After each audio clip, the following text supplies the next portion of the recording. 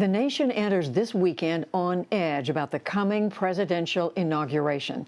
Investigators are still delving into the trauma that shook Washington on January 6th as authorities brace for what is yet to come. Nick Schifrin begins our coverage.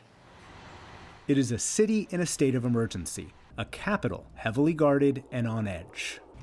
National Guard troops are arriving in an unprecedented show of force, and crews install fences ahead of next Wednesday's inauguration that officials fear could turn violent. Washington, D.C. Mayor Muriel Bowser. I think that our entire country has to deal with how our intelligence apparatus, security apparatus at every level deal with a very real and present threat to our nation. Authorities say they've approved 25,000 National Guard troops to patrol the district.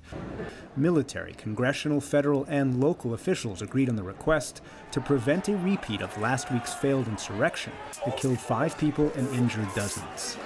House Speaker Nancy Pelosi said today she'd been assured requests for help will not be brushed aside. It depends on the intelligence, and we have to have more security than the intelligence might warrant.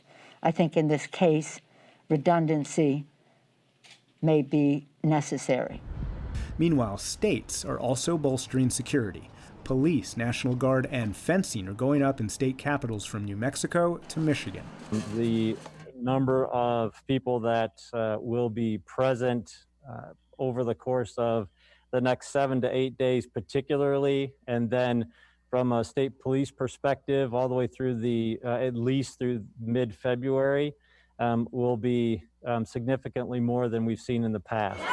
More significant than before Trump supporters stormed the U.S. Capitol. Federal watchdogs from agencies including Justice, Defense, and Homeland Security are now investigating the failure to protect Congress.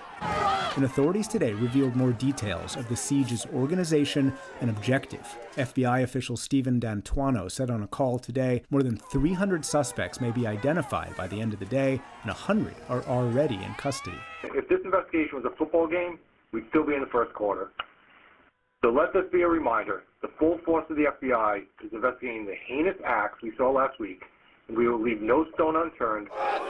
The Justice Department said there was no evidence of plots to kidnap or kill lawmakers, but a court filing against Jacob Chansley, an Arizona man seen storming the Capitol in horns and face paint, said the intent of rioters was to capture and assassinate elected officials. The Washington Post reported the mob came dangerously close to Vice President Mike Pence, who stayed in the Senate chamber for 14 minutes after the Capitol had been breached, despite rioters threatening him by name.